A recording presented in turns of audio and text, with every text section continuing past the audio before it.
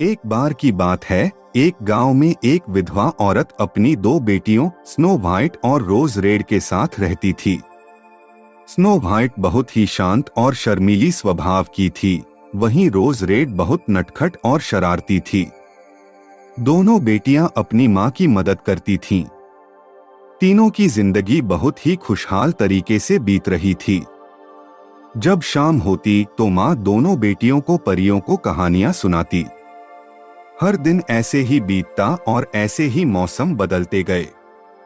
एक बार सर्दियों की शाम जब स्नो व्हाइट और रोज रेड अपनी मां से कहानी सुन रही थीं, तभी अचानक दरवाजे पर दस्तक हुई। दरवाजे की आवाज सुनकर तीनों चौंक गईं। स्नो व्हाइट और रोज रेड की मम्मी ने बच्चियों की चिंता को कम करने के लिए कहा, बच्चियों डरो मत, दरवाजे पर कोई यात्री होगा जो रास्ता भटक गया होगा। मम्मी की बात सुनकर दोनों बच्चियों का डर थोड़ा कम हुआ। फिर स्नो व्हाइट ने कहा, माँ मैं जाकर देखती हूँ कि कौन है। स्नो व्हाइट ने जैसे ही दरवाजा खोला, सभी के होश उड़ गए। स्नो व्हाइट के सामने एक बड़ा सा भालू खड़ा था। तीनों मां बेटी डर के मारे चिल्लाने लगीं। तभी भालू ने इंसानों की तरह बात करनी शुरू कर दी। उसने कहा, आप लोग सब डरे नहीं, प्लीज चिल्लाए नहीं, आप लोग मेरी बात सुने। मुझे बहुत ठंड लग रही है और मुझे भूख भी बहुत लगी है। इतना सुनते ही तीनों मां बेटी शांत हो गई, क्योंकि वो अन्य भालुओं जैसा नहीं था। वो इंसान की तरह बोल रहा था। फिर मां ने भालू को अंदर आने की इजाजत दी। तीनों ने भालू की मदद की, उन्होंने उसे कंबल दिया और खाने को दिया। भालू और उन तीनों की खूब दोस्ती हो गई थी। पूरी सर्दियों में भालू उनके साथ रहा और हर रोज उनके लिए वो तोहफे भी लाता।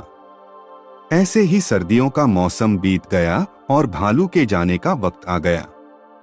उस भालू ने उन्हें धन्यवाद किया और उनके घर से वो चला गया। कुछ दिनों बाद स्नो व्हाइट और रोज रेड जंगल में फल तलाश कर रही थीं। उसी दौरान अचानक उन्होंने किसी के चिल्लाने की आवाज सुनी। फिर वो आगे गईं तो उन्होंने देखा एक छोटे कद वाले व्यक्ति की लंबी दाढ़ी एक पेड़ से दब गई थी। वो व्यक्ति चिल्लाए जा रहा था। उसने दोनों को मदद के लिए पुकारा।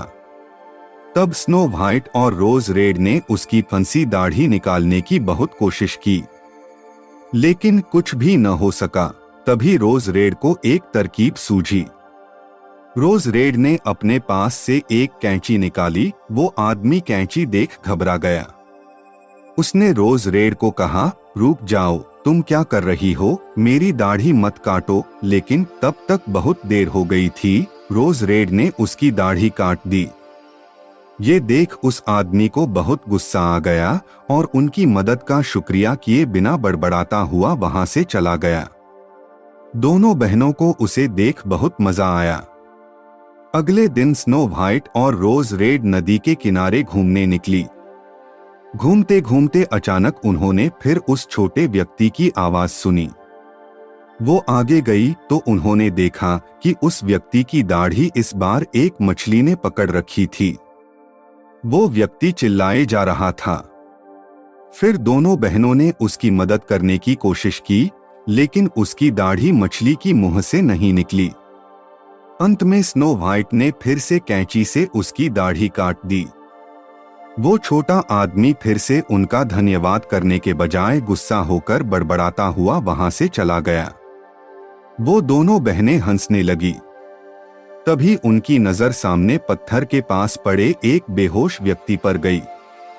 वो उसके सामने गईं तो देखा उसके सिर पर चोट लगी थी। तभी उस व्यक्ति को होश आ गया। लड़कियों ने उससे पूछा, कौन हो तुम? तब उसने कहा, मैं एक राजकुमार हूँ और मेरा नाम एडम है। उसने आगे कहा, मैं अपने भाई जोसेफ को ढूंढ रहा हूँ। मेरा भाई जेवरों का बैग लेकर जंगल घूमने निकला था, लेकिन सर्दियों से ही वो गायब है। अभी मैंने वैसे ही बैग के साथ एक व्यक्ति को देखा, पर जैसे ही मैं कुछ कर पाता उसने मुझ पर जादू कर बेहोश कर दिया। स्नो व्हाइट और रोज रेड ने राजकुमार को अपना परिचय देकर उसकी मदद करने का फैसला किया। तभी जंगल की तरफ से उन्होंने एक जानवर और एक आदमी की आवाज सुनी। वो लोग उस आवाज के पीछे भागे तो उन्होंने देखा कि वही छोटा व्यक्ति था जिनकी मदद स्नो व्हाइट और रोज रेड ने की थी। दोनों बहनों ने कहा, ये तो हमारा दोस्त भालू है और उसके साथ तो वही छोटा व्यक्ति है जिसकी बार बार दाढ़ी फंस जा रही थी। राजकुमार ने कहा, ये तो वही व्यक्ति है जिसने मेरे भाई का बैग लिया था और मुझे बेहोश किया था। राजकुमार ने लड़कियों को रुकने को कहा और खुद तलवार लेकर आगे बढ़ा। वो छोटा व्यक्ति चिल्ला रहा था और भालू को कह रहा था कि यह बैग तुम रख लो। वो भालू गुस्से में था और उसे कह रहा था कि देखो तुम्हारे जादू ने क्या कर दिया। इतने में राजकुमार ने बोला, ये आदमी मेरा है और मैं इसे सजा दूंगा। इतने में वो व्यक्ति पेड़ से नीचे कूदा और अपने कद से बहुत लंबा रूप ले लिया। उसने राजकुमार के हाथों से तलवार फेंक दी। वो उनके तरफ उन्हें मारने के लिए आगे बढ़ा। इतने में स्नो व्हाइट ने तलवार उठाकर राजकुमार एडम की तरफ फेंक दी। इतने में भालू बोला, उसकी दाढ़ी काटो, उसकी सारी शक्तियां उसकी दाढ़ी में ही हैं। ये सुनते ही राजकुमार ने उसकी दाढ़ी की तरफ निशाना लगाकर तलवार को फेंका, जिससे उसकी दाढ़ी कट गई और वो फिर से छोटा हो गया। राजकुमार जैसे ही उस व्यक्ति को पकड़ने के लिए भागा, वो व्यक्ति वहां से भाग खड़ा हुआ। इसी बीच भालू भी इंसान रूप में आ गया। वो भालू कोई और नहीं राजकुमार एडम का भाई राजकुमार जोसेफ था। एडम ने दौड़कर अपने भाई को गले लगा लिया।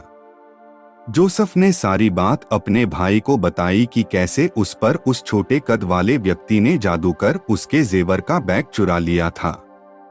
उसके बाद उसने कहा कि स्नो व्हाइट और रोज रेड ने उसकी खूब सहायता की। राजकुमार एडम और जोसेफ को स्नो व्हाइट और रोज रेड से प्यार हो गया। फिर दोनों भाइयों की उनसे धूमधाम से शादी हुई और वो खुशी खुशी रहने लगे।